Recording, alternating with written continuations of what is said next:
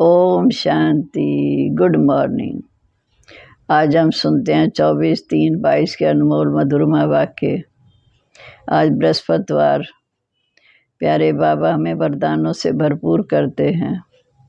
बाबा के वरदानों को स्वीकार करते हुए हम आज के मधुरमा वाक्य सुनेंगे। बाबा कहते, बच्चे एकांत में बैठ पढ़ाई करो तो धारणा बहुत अच्छी होगी। सिरे सिर उठकर विचार सागर मंथन करो। फिर बाबा ने कहा, सदा यही ख्यालात चलता रहे कि हम दिन रात खूब पुरुषार्थ कर अपनी अवस्था ऊंची बनाएं, बाप दादा के दिल तख्त पर बैठें, क्योंकि बाप है ऊंचे से ऊंचा, हम उसके बच्चे हैं। बाप हमें बच्चा बनाकर स्वर्ग की बादशाही का वर्षा देते हैं, ऐसा वर्षा जो कोई और छीन ना सके। विश्व का मालिक एक ही बाप से एक ही राजधानी स्थापन होती है, अर्थात एक ही महाराजा महारानी राज्य करते हैं। फिर बाबा ने कहा, उसको अद्वैत राजधानी कहा जाता जो एक ने स्थापन की। तुम बच्चों द्वारा, तुम बच्चे ही फिर विश्व की रजाई भोगते हो। 21 जन्म तुम प्रारब्ध खाते हो। तुम जानते हो हर 5000 वर्ष के बाद फिर से हम ये रजाई करेंगे। आधा कल्प पूरा होने से फिर धीरे धीरे रजाई गवाते हैं रावण के राज्य में। फिर बाबा आकर इस संगम पर आकर फिर रजाई प्राप्त करने की शिक्षा देते हैं। यह हार जीत का खेल। कहा जाता, माया से हारे हार, माया से जीते जीत। जो निश्चय बुद्धि बच्चे हैं उनको बहुत खुशी रहती है कि हम ही विश्व के मालिक थे, अब हम ही बन रहे हैं। कितने भी क्रिश्चियन पावरफुल हैं, परंतु वह विश्व के मालिक बन ना सके। पहले एक भारत ही सारे विश्व का मालिक था। देवी देवताओं के सिवाय दूसरा कोई धर्म ही नहीं था। धर्म ही एक था, आदि सनातन देवी देवता धर्म। ऐसा विश्व का मालिक जरूर विश्व का रचयिता ही बनाएगा ना। जब रजाई गवाते हैं, दुखी होते हैं, फिर बाप को याद करते हैं। भक्ति मार्ग में भगवान को याद करते हैं। कितने प्रकार की भक्ति दान पुण्य करते। इस पढ़ाई से जो तुमको रजाई मिलती है वह भक्ति से नहीं मिलती। भक्ति से भगवान मिलता, भगवान से ज्ञान मिलता, ज्ञान से वर्षा मिलता। इनको ये राजधानी जरूर स्वर्ग के रचयिता बाप से मिली है। भगवान के बच्चे हैं। बाप सबको तो रजाई देंगे नहीं। ये भी ड्रामा बना हुआ है। जो इस समय पुरुषार्थ करेंगे वही प्रारब्ध के अधिकारी बनेंगे। सिर्फ भारतवासी विश्व के मालिक बनते हैं। अभी तो प्रजा का प्रजा पर राज्य है। फिर बाबा ने कहा, हमें दुनिया से पार करने वाला खिवैया एक बाप है, जो आकर हमारी नैया को पार लगाते, अर्थात हमें पावन बनाकर घर ले जाते। फिर हम आकर विश्व में राज करेंगे। अब हम सुनते हैं आज के मधुरमा वाक्य। बाबा कहते, मीठे बच्चे एकांत में बैठ पढ़ाई करो तो धारणा बहुत अच्छी होगी। सिरे सिर उठकर विचार सागर मंथन करने की आदत डालो। प्रश्न है, फुल पास होना है तो कौन से ख्याल आने चाहिए और कौन से नहीं आने चाहिए? फुल पास होना है तो कौन से ख्याल आने चाहिए, कौन से नहीं आने चाहिए? फुल पास होने के लिए सदा यही ख्याल रहे कि हम रात दिन खूब मेहनत करके पढ़ाई पढ़ें। अपनी राजधानी ऐसी ऊंची बनानी है, अपनी अवस्था इतनी ऊंची बनानी है जो बाप दादा के दिल तख्त पर बैठ सकें। नींद को जीतने वाला बनना है, सदा खुशी में रहना है।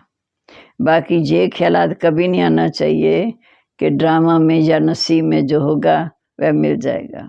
ये ख्याल हमें अलबेला बना देता है।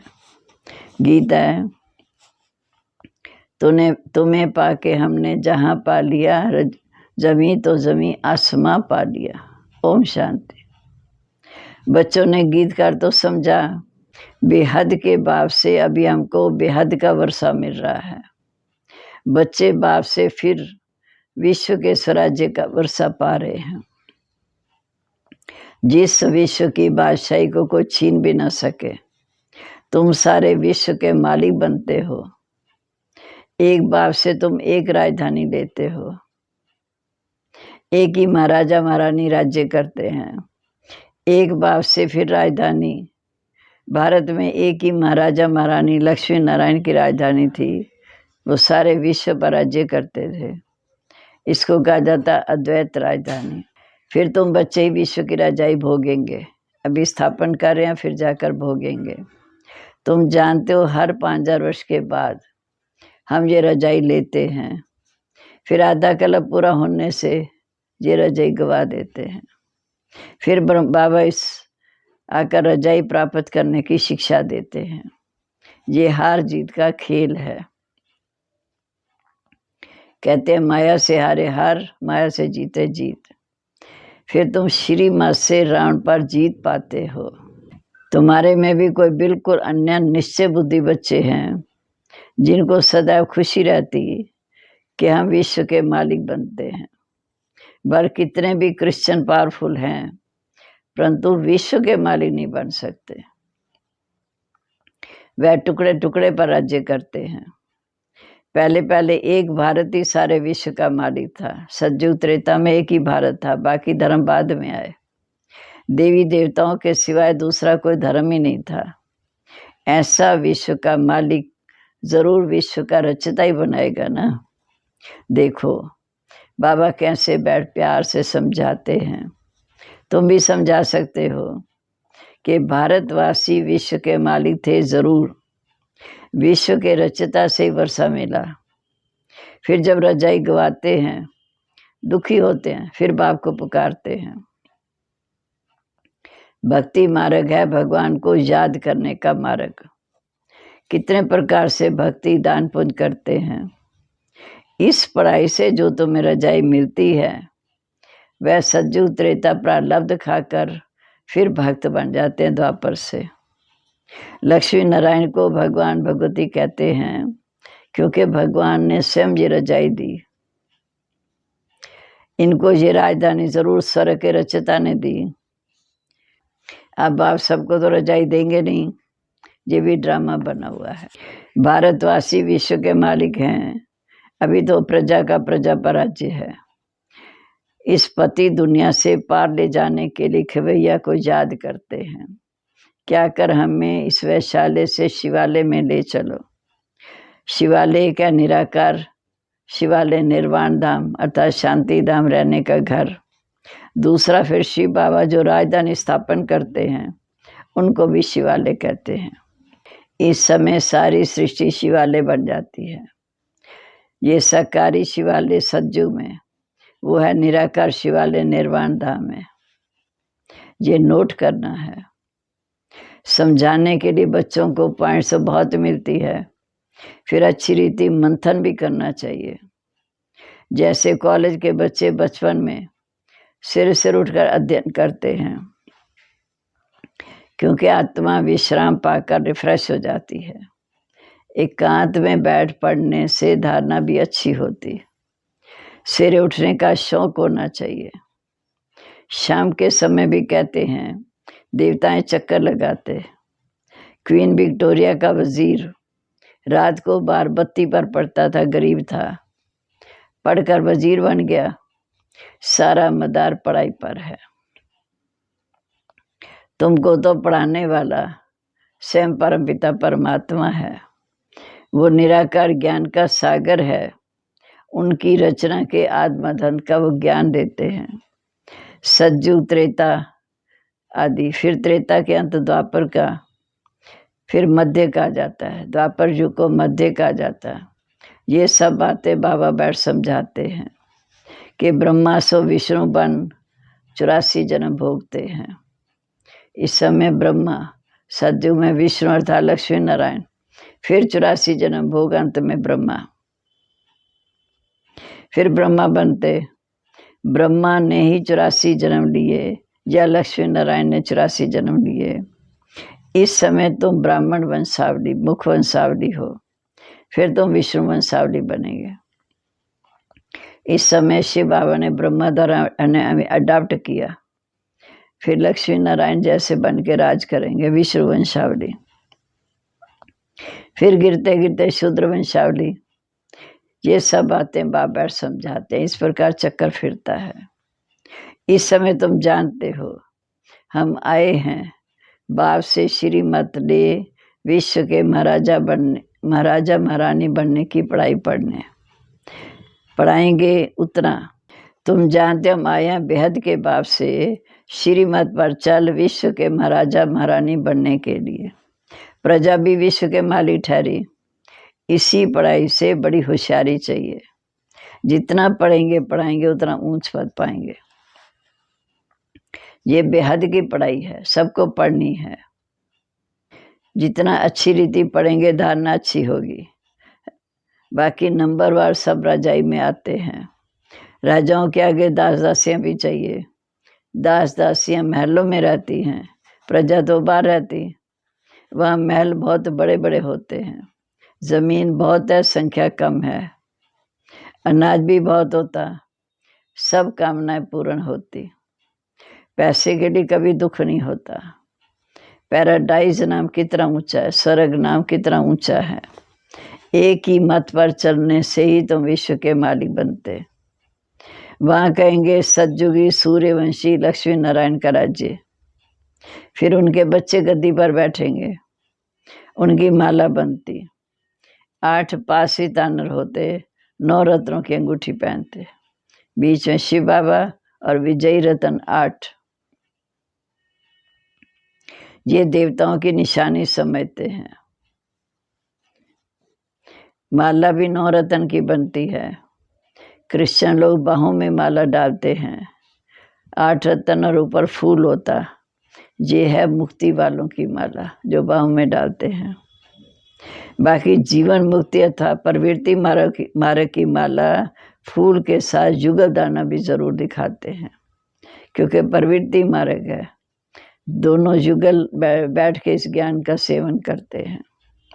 वास्तव में माला तो यही है जो सभी फेरते हैं, शिव बाबा और तुम बच्चे जो मेहनत करते हैं।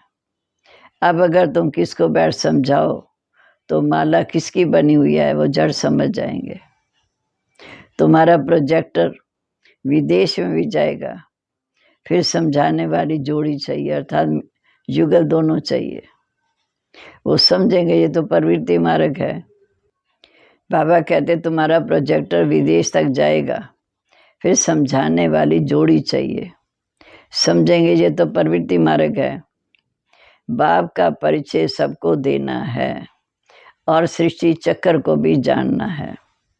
सतयुग में तुम सर्वगुण संपन्न 16 कला संपूर्ण थे, अभी फिर बन रहे हैं। तुम ये पढ़ाई पढ़कर इतने ऊंचे बनते हो। राधे कृष्ण अलग अलग राजधानी के संबर के बाद नाम लक्ष्मी नारायण पड़ता है। लक्ष्मी नारायण का कोई बचपन का चित्र दिखाते नहीं, क्योंकि जानते नहीं। उसका नाम ही है पैराडाइज। इस समय अभी अमेरिका रशिया आदि जो भी हैं सब में माया का भवका है। एरोप्लेन मोटर आदि सब बाबा के होते ही निकली हैं। 100 वर्ष में सब कुछ हो गया। साइंस के पिछाड़ी का भवका है। ये सब खत्म हो जाएगा, फिर स्वर्ग में काम आएगा। स्वर्ग में साइंस रिफाइन होगी। माया के पंप से खुशी भी मनाएंगे तो विनाश भी होगा। अब तुम बाप की श्रीमत पर चल रजाई ले रहे हो। ये रजाई ऐसी है जो हमसे कोई छीन भी ना सके। बाबा फिर समझाते हैं कि बच्चे ये पढ़ाई अच्छी रीति पढ़ो, परंतु साथ साथ बाबा ये भी जानते हैं कि जो कल पहले आए थे उनको ये पढ़ाई पढ़नी है। नरक को स्वर्ग का कल्याणकारी पाठ कल पहले माफिक चल रहा है। बाकी जो धर्म का नहीं होगा उसकी बुद्धि में ये ज्ञान बैठेगा नहीं। बाप टीचर है, बच्चों को टीचर बनना पड़े। विदेश तक ये पढ़ाने के लिए बच्चे गए। इंटरप्रेटर भी साथ में होशियार चाहिए, मेहनत तो करनी है, क्योंकि हर भाषा में अलग अलग अनुवाद कर सके ऐसा इंटरप्रेटर चाहिए। तो ईश्वर बच्चों की चलन बहुत ऊंची होनी चाहिए। सज्जू में चलन ऊंची ही ऊंची और राइल है। सज्जू में चलन होती ऊंची और राइल है। यहाँ तो तुमको बकरी से शेरनी, बंदर से देवता बनाया जाता। तो हर बात में निरहंकारी पना चाहिए। अपने अहंकार को तोड़ना है। याद रखना चाहिए, जैसा कर्म हम करेंगे हमको देख और करेंगे। अपने हाथ से बर्तन साफ करेंगे तो सब कहेंगे कितने निरहंकारी हैं। सब कुछ हाथ से करते हैं और ही जास्ती मान होगा। का अहंकार आने से दिल से उतर जाते हैं। जब अहंकार आया तो बाप के दिल से उतर गए। जब तक ऊंची अवस्था नहीं बनी तो दिल पर चढ़ नहीं सकते। मर्तबे नंबरवार हैं। जिनके पास बहुत धन है तो फर्स्ट क्लास महल बनाएंगे, गरीब झोपड़ी बनाएंगे। इस कारण बाप कहते मीठे बच्चे, पढ़ाई में फुल पास होकर दिखाओ। अच्छा पद पाना चाहिए, नहीं तो कई कहते ड्रामा में जो होगा नसीब में होगा, मिल जाएगा। ये ख्याल आने से ना पास हो जाएंगे, फेल हो जाएंगे। नसीब को बढ़ाना है। रात दिन खूब मेहनत कर पढ़ाई पढ़नी है। नींद को जीतने वाला बनना है। रात को विचार सागर मंथन करने से तुम्हें बहुत मजा आएगा। बाबा अपना अनुभव बताते हैं। उठकर याद में बैठो। ऐसे ख्यालात किए जाते, ये सृष्टि का चक्कर कैसे फिरता है। ऊंचे तो जा बाबा है, फिर सूक्ष्म वतनवासी ब्रह्मा विष्णु शंकर, फिर ब्रह्मा विष्णु क्या है। ऐसे विचार सागर मंथन करना चाहिए। अच्छा जी, मीठे मीठे सिक्के लदे बच्चों प्रीत, माता पिता बाप दादा का याद प्यार, गुड मॉर्निंग। रूहानी बाप की रूहानी बच्चों को नमस्ते। रूहानी बच्चों की रूहानी बाप दादा को नमस्ते। नमस्ते बाबा, गुड मॉर्निंग। शुक्रिया बाबा, शुक्रिया। कितनी ऊंची रजाई देते हो, कितना पढ़ाई में लायक बनाते हो। अब धारणा के लिए मुख्य सार। पहली पॉइंट, बाबा के वरदानों को जीवन में धारण करते हुए हम ये सुनेंगे, जो कर्म हम करेंगे हमको देख और करेंगे। इसलिए हर कर्म पर ध्यान देना है। बहुत बार निर्माण चित्त निरहंकारी बनना है, अहंकार को छोड़ देना है। दूसरा, अपना नसीब तकदीर ऊंच बनाने के लिए अच्छी रीति पढ़नी है। सिरे से उठकर बाप को याद करने का शौक रखना है। अब है आज का वरदान। त्रिकालदर्शी स्थिति द्वारा मूंझने की परिस्थितियों को, त्रिकालदर्शी स्थिति द्वारा मूंझने की परिस्थितियों को मौज में परिवर्तन करने वाले कर्मयोगी भव। जो बच्चे त्रिकालदर्शी हैं कभी किसी बात में मूंझ नहीं सकते, क्योंकि उनके सामने तीनों काल क्लियर हैं। जब मंजिल और रास्ता क्लियर होता तो कोई मूंझता नहीं। त्रिकालदर्शी आत्माएं कभी बाप में सिवाय मौज के और कोई अनुभव नहीं कर सकती। चाहे परिस्थिति मूंझने की हो, लेकिन ब्राह्मण आत्माओं से मौज में बदल देंगे, क्योंकि अनगिनत बार ये पाठ बजाया है। ये स्मृति कर्मयोगी बना देती है, हर काम मौज से करते हैं। स्लोगन है, सर्व का सम्मान प्राप्त करना है तो हर एक को सम्मान दो।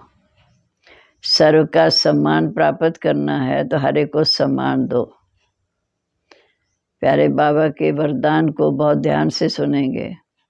त्रिकालदर्शी स्थिति द्वारा मूंझने की परिस्थितियों को मौज में परिवर्तन करने वाले कर्मयोगी भाव। अब हम इन पर विचार सागर मंथन करते हुए बाबा को याद करते हैं और मनन करेंगे तो हमारे को शक्ति मिलेगी।